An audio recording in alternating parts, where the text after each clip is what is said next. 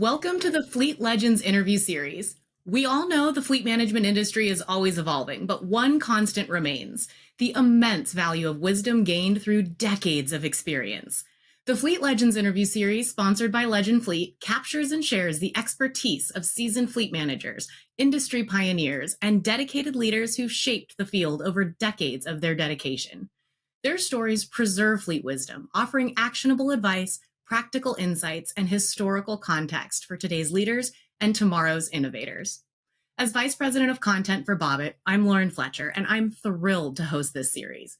During my time writing about fleet, I know just how crucial it is to ensure the lessons learned by seasoned professionals continue to inform the future of our industry. Creating a better day for the legends of the road with the non-slip van floors, protective interior liners, and full range of work van accessories. Trusted by major OEMs and fleets all across North America and Europe.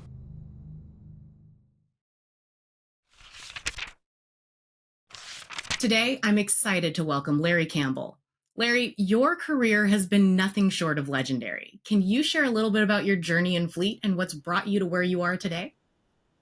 What brought me to today is retirement. So that's the good part of it. Okay. You can retire from fleet and have a different life afterwards. Okay. But you can still stay involved. Okay. And still do training on the side and doing some of that 3 or 4 times a year, and which helps keep my mind fresh and going to other just like other shows, GFX, NTA. Those also helps keep your mind fresh into what's going on in fleet. But I had a very blessed career in fleet, in government fleet. And I started out, and hard to believe, over 45 years ago in fleet in the private sector. And then got asked to move to a county government to solve a few problems, and I thought, well, I'm just going to stay there for a short time, and then I'll move back to private. 32 years later, after being in government, I retired from the government side of fleet, and but again, it was a blessed career of being leading fleet, being one of the leading fleets, one of the 100 best fleets, fleet manager of the year, legendary fleet. I'm trying to think of some of the other things, but there's a lot of them. APWA Manager of the Year. So many awards. Again, that's why I can say I had a blessed career into it. All right. So, in reflecting back on your career so far, what are the most significant changes you've seen in the fleet management industry?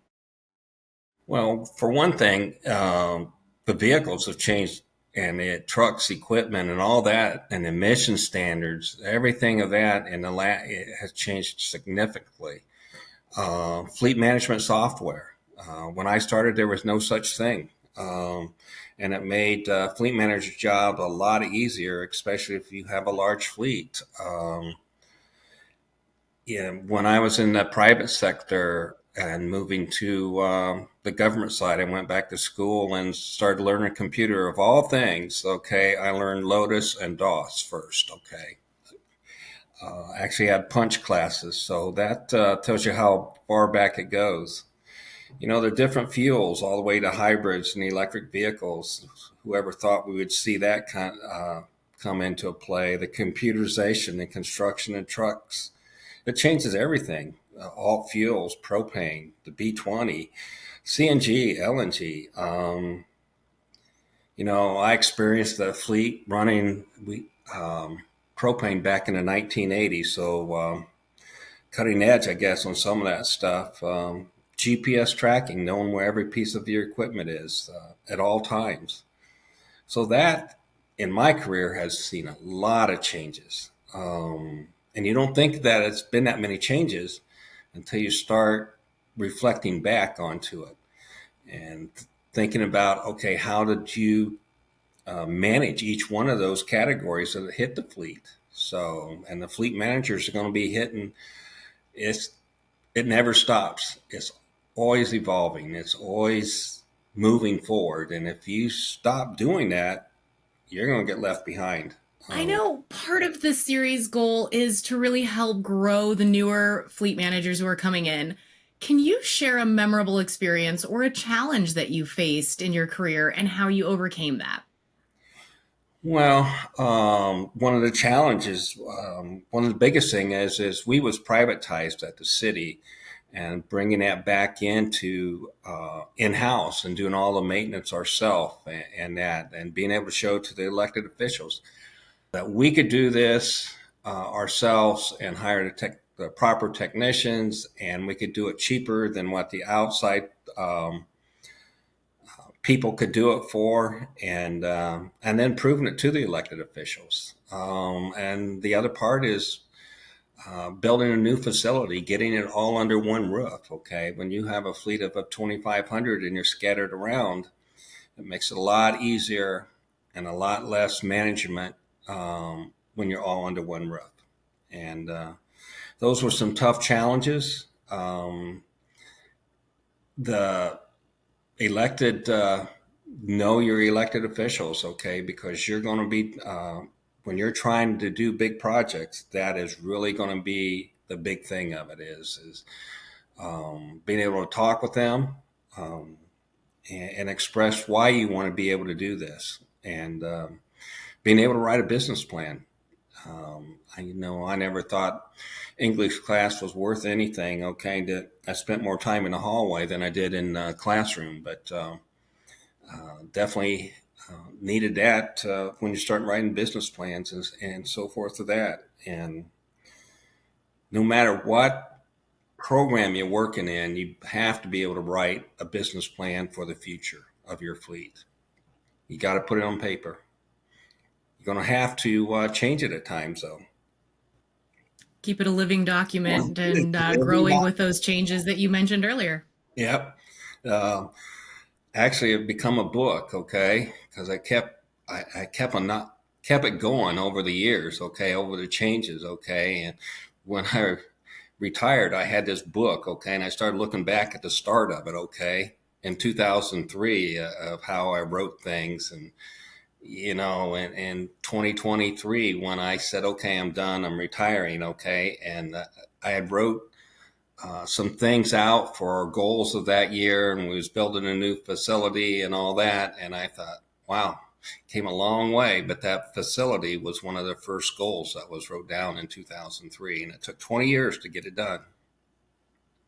So That's incredible. I think some of the advice that you just provided really works well as a tie into the next question. So let's talk about some lessons. What are the most important lessons that you've learned in fleet management that you believe are crucial for new fleet managers to really understand? don't rush into a quick decision.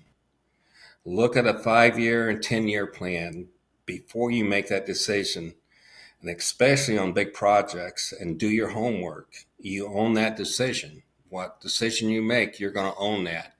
But if you look at a 5 year, just okay, if we do this, what's that going to affect in 5 years? What's it going to affect in 10 years? It's an easy decision right now, but you got to look at 5 and 10 year on that decision. Choose your words wisely. There's no shortcuts for hard work. It takes time, it takes energy, and it takes effort. I learned always to give 100% and let God decide the results. And that worked well in my career. And that, you think of it, and the other thing of it, each person on your team impacts his teammates in profound ways. And this is in true life also, but establishing a vision and meet with your elected officials, whether it's on the county side of it or the city side of it. Know your elected officials and be able to talk with them. And also with the finance people, the controller's office, because you might have your budget, but they might see other things and say we can't do that because of this. And the other side of it is roll out your plans, your visions to all the employees. Don't keep it up to yourself, okay? Engage the others, okay? They might see things that you don't, especially in that 5 and 10 year plan. They can say, this is what I see is going to affect it. So listen to your employees. They they've got good ideas, and they can help you or break you, one or the other, into it. So the other thing of it is change is difficult. It's almost always never pleasant, even in the worst environments. And a lot of people don't like change. Used to say the only thing people liked was change out of the vending machine, but now it's all credit cards. You don't get any change anymore. So you can't use that one. But again, get to know your employees and show them that you care about them and you value them and you hear what they have to say on a daily basis, what they like to do, not just inside the building, but what do they like to do outside? What know some of their family, what events, okay? Do they go to the kids' basketball games, soccer games, baseball games? And understand that. That's why sometimes they're having to want to leave early or come in early and leave early because of the kids, their kids.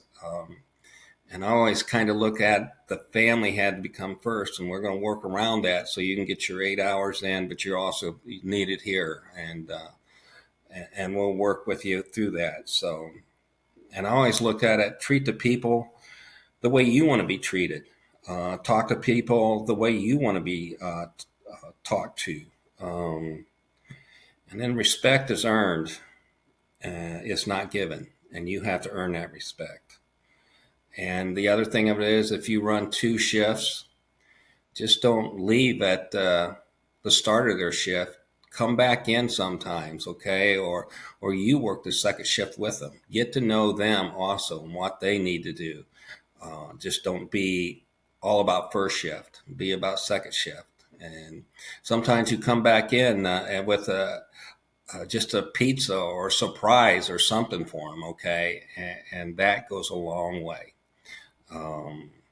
Because sometimes if you do it for the baked goods or anything like that, sometimes all the donuts are gone by the time they get there, okay? So make something special for them too, or take something special into them. So they know that they're just not, no, we're just the second shift. No, you're part of the team also. So again, bringing it back to the people. Yep. The other thing that was the other big part of it. When you bring it all back into one facility, you're not having to go out and try to meet with those people. And, if you're at the main force, they're all about that. It's not fair to them. So it keeps everybody on an even playing field. And so they know that they're respected and treated the same. So we're going to time travel for a moment, if you bear with me on this. If you could go back in time, what's one thing you wish you would have known when you started out?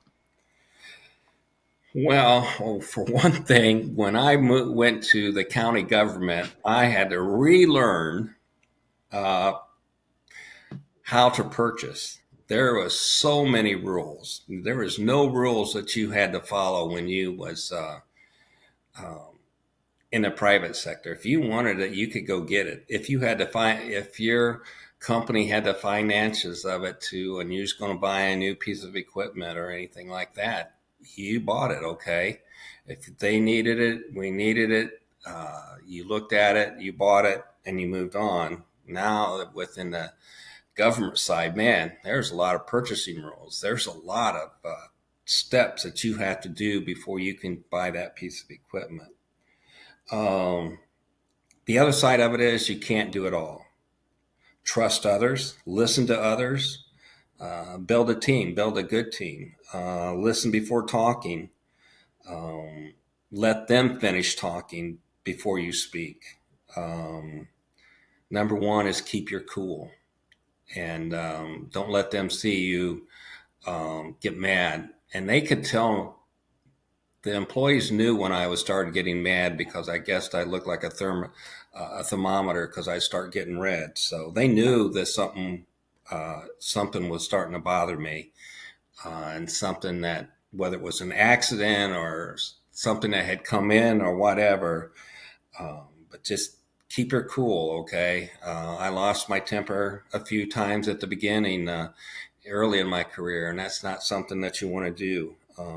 Number one is be able to admit and say when you're wrong and apologize. Um, that goes a long way with your employees. And that can also go, I can think of one of my 100 best applications. And we tried something, and my staff told me that it's not going to work. We're going to fail. But if you're the boss, we're going to do it. And we tried it for about 2 months. And I tell you what, it failed miserably. And I had to eat my words, okay? And I said, guys, it was my fault. I take full responsibility for it and know that we cannot do this. And I look at the reports, and you're totally correct. And I didn't listen to you. And again, I apologize for it to them.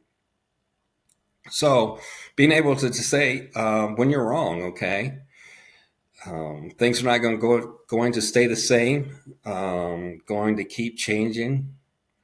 And you have to keep up onto it. It's just not an 8-hour day job. You have to be reading and staying on top of things, okay? Have to be a little bit more predictive sometimes. But if you just count on it as an 8-hour job and don't go to some of these conferences and learn from the best or listen to them, network with them, that was some of the best things onto it, okay? Others that have struggled with the same things, that maybe they had a better idea and can help you through that same thing. So listen to your peers. They got the same problems as you're dealing with the fleet. And for a new person coming in, get to know some of these at these conferences and who you can rely on to help you through that same problem, because they have it too. No fleet goes along without problems. So I wouldn't have a job if there weren't any problems for me to write about. That's for sure. yes, yes, that is true. So I think that goes again, for those newer fleet managers out there that are just getting started. From your perspective, are there any of those rookie mistakes that you've seen them making that they should be working to steer clear of? And I said some of this earlier, okay? Don't try to do it all by yourself, because what that does, you put in some very long hours and no family life. And that affects a lot of areas right there, missing kids' games or stuff like that. So learn to count on your team. Ask for help if you don't know, okay, onto it. Be able to say, hey, I do not have that answer. But I'll find the answer. And if you have an idea, okay, let's hear it. Okay, let's see what we can work out. The other thing is, and as I said, go slowly. Don't rush into it. The first thing, especially if you're moving into that position or coming from the outside into that position, get to know the employees, get to the whole team, listen to them all. And one thing I kind of learned the hard way is, bring them in to your office and interview them. It's not like for an interview to keep their job, but interview them for what they like to do. And do some of those things. And as my son moved into management, I gave him some advice onto that, and he's taken some of those things, and he's taken a step further. He takes one employee a month out to lunch, and just to get to know them and listen to what their concerns, family is. And number one rule is do not talk about work. It's about family. It's about what they like to do. And it's all on his dime too. It's not through the school system or wherever he's working. He makes sure it's on his dime, so they know that he cares about them. Okay, and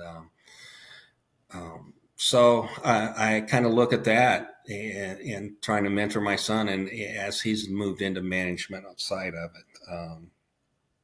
The other side is watch, listen, take notes, put a business plan together um, on your goals and what you would like to see changes and why you would like to see those changes. But again, include the whole team.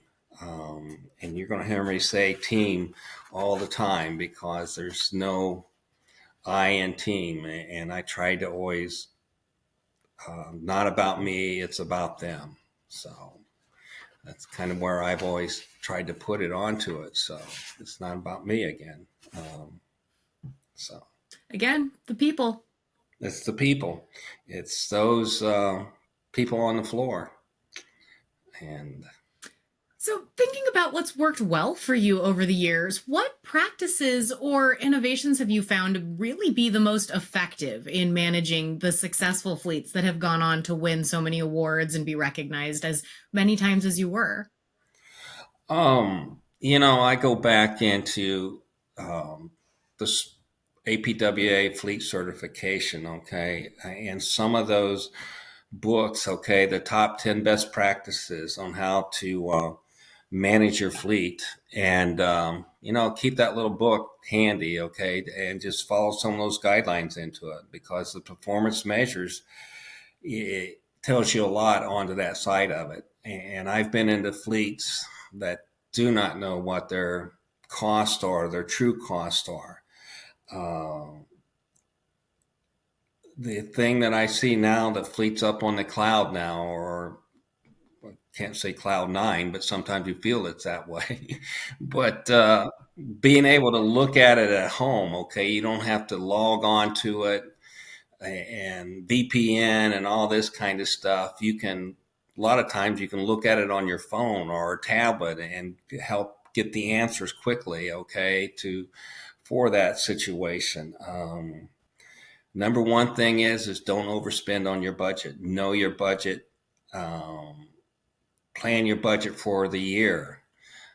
When you're going to do this part or spend this. So if you try to rush into all the budget at the beginning of your budget season and spend it, then if you have an emergency, you're really hurting. So in a fleet That's budget, another recurring theme that I've been hearing you mention is really thinking ahead and planning ahead for your fleet operations. you have to prepare ahead because if you just do it for that moment and you get to the end of the year, you don't want to go having to go back to council or to your elected officials and say you need more money because they're going to look at it as you don't know how to manage. And if you did spend it on one big project or then you're going to have to explain why. And the other thing of it is there's going to be those situations that you're going to overspend. It's an emergency. We never know when a disaster is going to hit. We never know in certain projects, and it's going to kill your budget. I was doing one of our original sites, where we was going to build a building add to it, and we didn't end up building there because of everything that we found and but since we put a shovel in the ground, we was stuck with cleaning that property up. And, when you find cyanide in the property and all these other chemicals, what started out as a $500,000 cleanup or $500,000 cleanup ended up to being over $5 million cleanup. Now you sit in front of council and explain that one to them. Okay. And one council member just made the smart remark, your x-ray vision must have been broken that day then, huh? And I said, I couldn't see in the ground, man. I did all the studies I could do. And it just, and he goes, we can't see it. You can't see it. He goes, you didn't bury it. We're stuck with it. We'll Yeah. You got the money. The money's there. He goes, yeah, we're proving that. He goes, you got the money to do it. He says, it just hurts you in the other parts of your budget. But I understand. We all understand. And they passed it. And they said, we have to move it. So, Problem is, after we got it all cleaned up, another department ended up taking that property. We built elsewhere. Okay, I said, man, oh, that golf put Oh, on the geez. paper. So, the Well, yeah, that was a tough one there. Okay, but no, the other thing is keep your customers happy. If you don't keep those customers happy, they're going to look elsewhere, and that's a big thing. Um, so most fleets are the internal fund, and an internal fund. You're there to support that department, and if you can't support them, they're going to go elsewhere, and they're going to talk to elected officials. So look ahead. If you see that they come to you and say, we cannot fix that piece of equipment. We cannot because we're waiting on parts. And I know they want it for tomorrow. Be able to talk to that department head or be able to find them a rental piece of equipment and say, hey, I found this piece for it. Okay, we'll cover it. But here it is. Here's the rental. Or get a demo for them, okay? And I say, hey, I got a demo piece of equipment. This vendor wants to show you this. Your piece is down for 2 days because we're waiting on parts. But they'll allow you to run this piece of equipment and get them to see it. So that's the other good thing. So, um, so let's dive a little bit into leadership. What okay. strategies have you used to build and lead a successful team? I think the first thing was learning how to talk with them. At times, you have to listen before you speak. Um, you can't get upset at them. They have opinions. Everyone has one. You're the leader, but listen to your employees. That's number one, okay? And with the fleet management software program, a good fleet software program, you can show them why you're wanting to do these, okay? Because this is where we're struggling at. This is why we're going to send you to training. It's not that we feel that you're not capable enough, but we see that this is where your weaknesses is, and we want to get you better. We want to train you. We want to get you to move up to help you in that. And I had employees that actually came to me later on and say, "Hey, can you send? I struggle with this. I need this training. Is there something that I can go to? Do you know of something I can go to help me learn better to help this city?" And when they came to me like that, okay, we're going to find some training. We're going to send you to training because we have a training budget. So,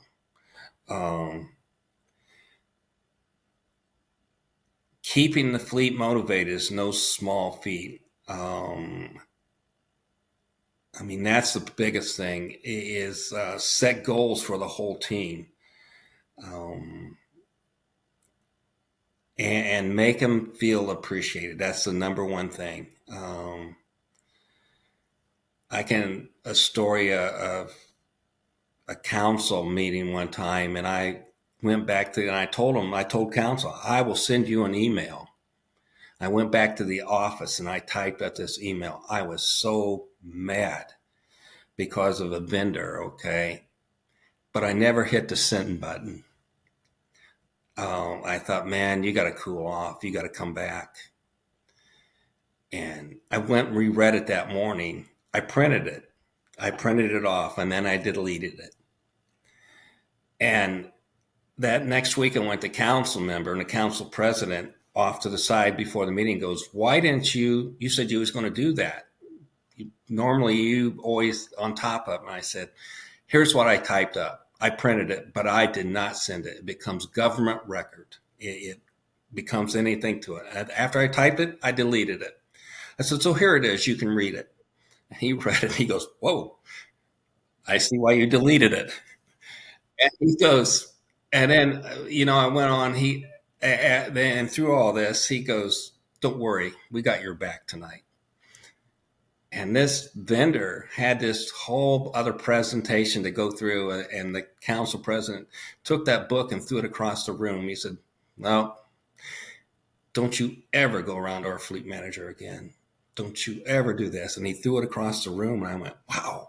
And he goes, you got your piece of equipment. Don't worry about it. And he, it was nice that they had my back. Those are the kind of things. Know your elected officials. Do they know your name when you see them in public? Uh, do you have, if you see them in the elevator, do they know you? Those are the kind of things, okay? Knowing them, if you see them in the grocery store, if you go out to eat, sometimes you'll run into them at a restaurant. We was waiting to eat one time, the wife and I, and then one of the council members came in, and we was standing there talking, and then they was waiting and all this, and they was going to have a longer wait, and I said, my wife made the comment, goes, well, if you guys don't talk business, they gave us, the table is going to be more, table that they're giving us that is for 6 people. We only have 4. So if you want to join us, let's join. But you guys cannot talk business. And we sat there and we had a great time, okay? It was about our families, and we got to know each other, personal lives. Our wives got to know each other. And the worst part is they went shopping together sometimes. So that was not a good thing. Oh, boy. And, I think, though, it shows again that forward thinking and that thinking ahead. You were not just stuck in that one moment, but you were really thinking ahead about how things would impact you, your fleet, your relationships, instead of just hitting send. And I think that, again, ties back together into that part of the conversation of just really thinking ahead and planning and doing what's right for your fleet operation. And that's the other thing, is lead by an example. Identify ethical dilemmas, and then resolve the ethical dilemmas, but enforce the ethical conduct in the fleet. That was one thing that I pushed, and I better not hear about unethical things. And things that was put on their toolboxes, get it off there, or anything of that nature.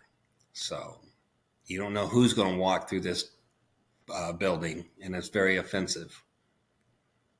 So, no, fantastic point. Yeah. So we took a little bit of a time travel looking back and giving yourself some advice for when you first started. Let's do it again, but let's go the other direction. What advice looking ahead? What are some of the trends or challenges that you really are foreseeing for the future of fleet management? And how do you recommend that the new fleet managers prepare? Number one, again, is get to know your staff and train your staff where they're weak at. But use your data and reports to help make tough decisions. Without those, you're just reaching up into the air and pulling something out of it and trying to make your decision from that. Again, I didn't have that when I started in, and that fleet management programs can run those reports. They can tell you all that. And if you don't have it, you're going to have to dive down in and kind of create your own reports, or using the software, your own software, Microsoft, to create Excel and all that kind of stuff to be able to get your data. But you're going to have to use Excel sometimes to within reports to get it down to the point that you wanted to see into, or what you wanted to see in that report. You're going to make mistakes. Learn from them. And, your council, your elected officials, they got your back. You make that decision. You made a bad decision. Own it and be able to move forward. But you learn from that decision. That's the tough thing. Don't go back. They'll forgive you one time, but don't make that same mistake twice. They'll let you learn from it. Number one rule, though, is keep your ethics and your values. You never want to lose those. That's your name. Don't let someone destroy it. Because you don't want your mom or your wife or any family members reading about you in the newspaper of something that you did, or your team did, and you're the fall person for that. So again, keeping your ethics and your integrity is the number one thing that I always kind of looked at, and use that as some of your decision making too onto it. But share your goals with your elected officials. Set goals, and you're not going to meet your goals. There's times that you're not going to hit them, but be able to understand why you didn't hit it, and then work through that to be able to try to move up to that goal. Okay. And maybe you have to take a different direction to hit it, but don't make quick decisions. Again, that's some things that I learned and still have to look at 5-10 years. What's that going to affect into that side of it? And I think about the future and where all this artificial stuff is coming from. And that's we have predictive, we had preventable, what started out preventable, predictive maintenance. And now you see all this where I can't even think of one of the trends of knowing the future and foresee the AI, I guess what they call it. But this is something that I kind of think back on. Vision without action is a daydream, but vision and action together can change the world. And the same thing goes to your fleet. Okay. You have to have a vision and action together to change it, but action without vision is just a nightmare. So don't make the nightmare. Larry, I appreciate you so much. Thank you for sharing your journey and your insights with us today. It's conversations like these that really remind us why preserving and passing down this knowledge is so incredibly critical for the future of fleet management. To everyone watching, we'd love to hear your thoughts. What stood out to you? Who else should we spotlight in future episodes of the Fleet Legends series sponsored by Legend Fleet? Drop your comments below and join the conversation. And don't forget, there's more wisdom and inspiration coming your way soon. Stay tuned.